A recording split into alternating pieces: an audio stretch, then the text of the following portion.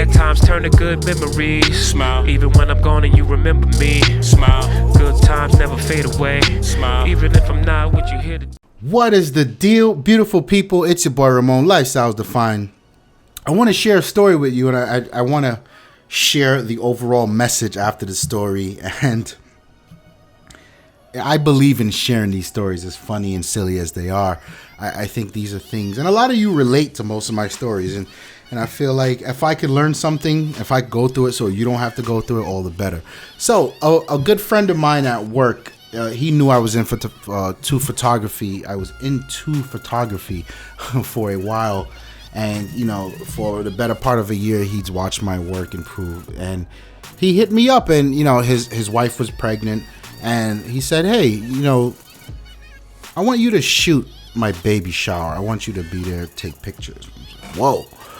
You know, first of all, to me, it felt good, because this is the reason I come home and I set up all types of props, and I get my flash and I learn how to do, because there's going to come a day when you're going to need to understand how this works, and you're going to need to know how to take group shots with a on-camera flash, and you know, these are things that you practice, and then when you actually get to put the practice in play for real, it's like, oh yes, can't wait. I've been waiting to do this. And of course, there's some of that nervous energy, like, shit, can I do this? I don't know. And then secondly, you know, I thought it was cool that this was a friend, and of course, you know, a friend, you wanna knock it out of the ballpark to make him feel happy. So I happily accepted, and I had about, I would say, a month to prepare. And within that month, again, I started going through the motions of getting together the flash photography, learning how to do that. Well, not so learning, because I already knew how to do it, but refreshing my mind.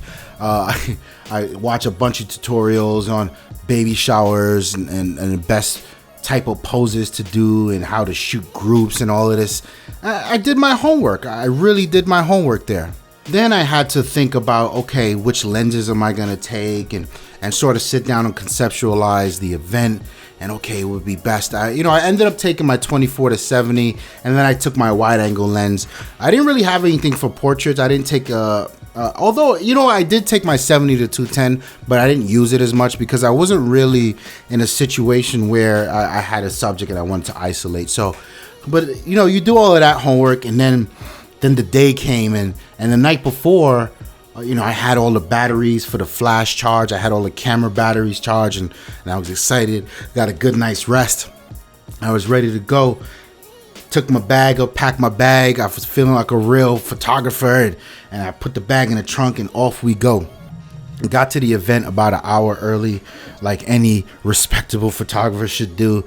And you know, checked out the space. I said, okay, I know what I'm dealing with. I'm checking out the ceilings. I can bounce light off the ceilings. The pictures are gonna come out amazing. I'm ready for this. And you know, I go back to my bag and I go to set up, and I forgot something. Now I'm a dilly dally for a few seconds, and I want you guys to think. Don't get in the comment section right now. Tell me what it is you think I forgot. Let me give you a few seconds.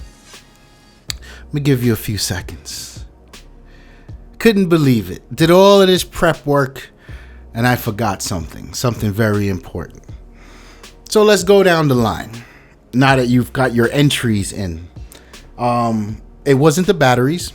The batteries were on deck, charged and ready to go. It wasn't the lenses. The lenses were there, on deck, ready to go. It was not the secure digital card. And you know, oftentimes you forget that. I've forgotten that a lot of times. In fact, that's how I ended up with so much of them, because you forget it and you're like, fuck this. I'm going to Best Buy. I need to buy one now. Ladies and gentlemen, I forgot the camera. The goddamn camera. I have never felt like such a jackass in my life. I forgot the camera. So what did that look like? At this point, I was still about 40 minutes early. So it took me about an hour to get there from my house. It was in Long Island. I live in Brooklyn, and it was traffic.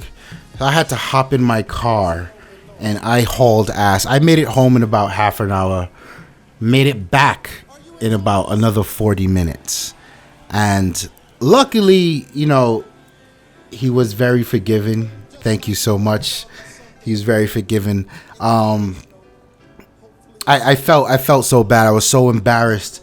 But luckily, when I arrived, everyone, and it was a large party. I want to say it was about 60 people or so. Everyone was there and already seated and doing their thing, and the games hadn't started yet. So it kind of almost worked out because I didn't have to sit around and wait for people to funnel in.